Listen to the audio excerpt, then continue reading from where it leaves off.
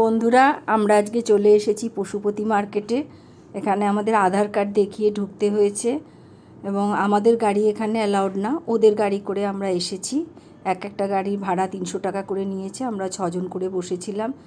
তাই গোটা মার্কেটটারই আজকে তোমাদেরকে শেয়ার করব, কোথায় কোথায় গেলাম, কি করলাম। শুরুতেই এই যে পশুপতিনাথের মন্দির, এখানে আমরা সিঁড়ি দিয়ে উঠছি।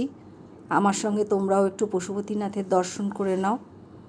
এই মন্দিরটা দর্শন করে তারপরে আমরা পুরো মার্কেটটা একটু ঘুরে ঘুরে দেখেছিলাম, সেগুলো তোমাদের সঙ্গে শেয়ার করব এবং রিভিউটা দেখাবো।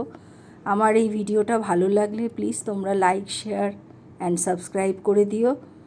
এই যে আমরা পশুপতিনাথের মন্দিরে খুব কাছাকাছি চলে এসে যে মন্দিরে ঢুকে পড়েছি। এখানে রাম সীতার মূর্তি আছে, মা শেরাবালি আছে, হনুমানজিও আছে। এই যে তোমরা দেখো, তোমাদেরকে একটু দর্শন করাই, আমিও একটু প্রণাম করে নিই।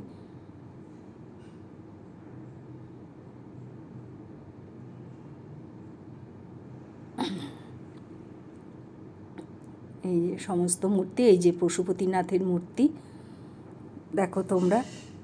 দেখে আমরা তারপরে নেমে এসেছিলাম এখানে মার্কেটটা ঘুরে ঘুরে দেখার জন্য। তো বিভিন্ন ধরনের উইন্ডচেটার, তারপরে জ্যাকেট, তারপরে এসি কমফোর্টার, সব রকম জিনিসই রয়েছে। ব্যাগের কালেকশানগুলো আমার বেশ ভালো লেগেছিল, দেখে শুনে কেনা যেতেই পারে। কিছু কসমেটিক্স ছিল, তারপরে পারফিউম ছিল, তারপরে উইন্ডচেটার, কিছু অর্নামেন্টসও ছিল, জুয়েলারি, জাং জুয়েলারি যেগুলো, সেগুলো অনেকেই দেখে শুনে কিনছিল আমার বন্ধুরা। তারপরে বেশ কিছু শোপিস ছিল সমস্তটাই। এই যে তোমরা দেখো, এই যে এসি কমফোর্টারগুলো, এগুলো আমার বন্ধুরা কেউ কেউ কিনেছে।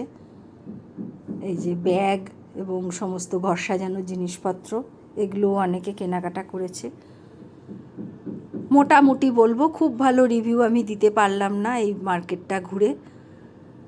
এর থেকে অনেক ভালো জিনিসই অনেক জায়গায় আমি দেখেছি, সেটা আর করলাম না। বাট ওভারঅল খুব ভালো। ভিডিওটা আমি আজকে এখানেই শেষ করলাম। টাটা।